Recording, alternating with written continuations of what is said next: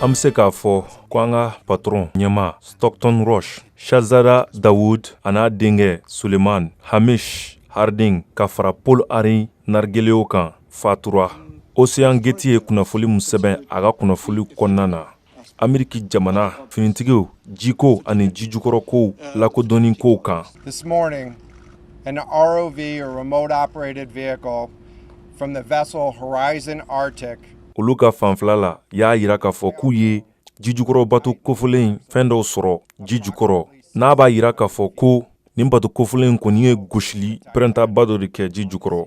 U kun y'a lase u ka Twitter bɔlɔlɔ kan k'a fɔ ko gosili ninnu kɛra yɔrɔ mun na yera yɔrɔ la u kun bɛ ka ɲinini kɛ yɔrɔ mun na ni jijukɔrɔbolimafɛn dɔ ye n'u kun bɛ ka mun lasago k'u to gere kan Titanic batoba kɛrɛfɛla la.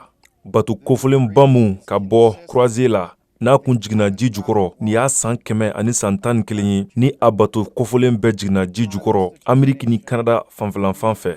Wulikajɔkɛla baw minnu wulila kun y'a yira k'a fɔ ko alamisa nɛgɛ ɲɛ 11 mana tɛmɛ ni sanga 8 ye GMT. O wagati bɛna sɔrɔ mɔgɔ minnu bɛ bato kofolen kɔnɔ bɛna se ka gɛlɛya sɔrɔ fiɲɛ sɔrɔli la ka sababu kɛ oxygène min kun b'u bolo bato kofolen kɔnɔ bɛna ban. Nin jijukɔrɔ bato kofolen ka taa ji jukɔrɔ n'a dilanna kɛnyɛrɛye jɛkulu dɔ fɛ Ocean Gate ka ji jukɔrɔ taamaw kɛ. Bato kofolen kɔni tunnen no kabiri karidon wa a bato in tun bɛ se ka heure 96 de kɛ ji jukɔrɔla la u ka jateminɛw senfɛ yan'u ka taa ji jukɔrɔ.